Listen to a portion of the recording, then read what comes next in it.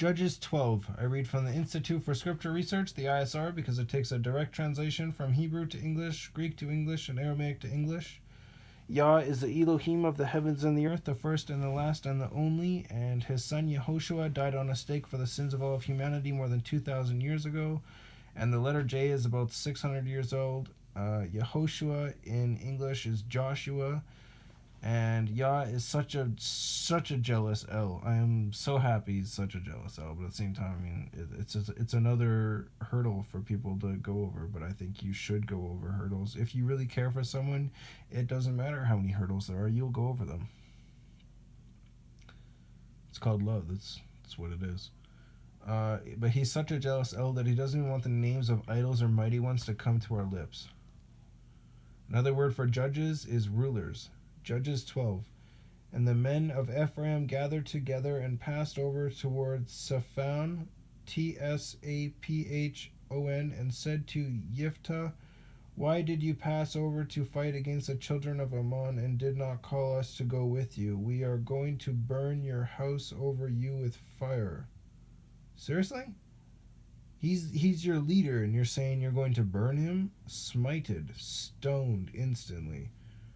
And Yiftah said to them, my people and I were in a great struggle with the children of Ammon, and when I called you, you did not save me out of their hands, and I saw that you would not save me. Then I took my life in my own hands and went over against the children of Ammon, and Yah gave them into my hand, and why have you come up to me today to fight against me? And Yiftah then gathered together all the men of Gilead and fought against Ephraim. Seriously? They fought against them even though they sent them messengers and were like, hey, come help us. And they're like, eh. And now they're like, we're going to fight you over this. What a petty child. So Ephraim's the big bad bully who must have that their way. If not, we're going to fight you over it. We'll fight them back. Bullies don't stand when you beat them down.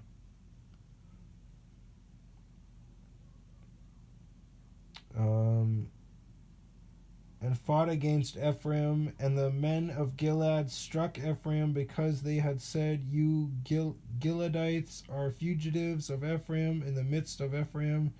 In the midst of Manasseh, and Gilead captured the fords of the Yarden that faced Ephraim. And it came to be, when the fugitives from Ephraim said, let me pass over, the men of Gilead said to him, you are an Ephraimite. If he said no, then they would say to him, please say Shibboleth, Shibboleth, and he would say Sibboleth, Sibboleth, for he was unable to pronounce it right. Then they seized him and slew him at the fords of the Yarden, and at that time there fell 42,000 Ephraimites. And Yiftah ruled Israel 6 years, and Yiftah the Gileadite died and was buried in one of the cities of Gilead.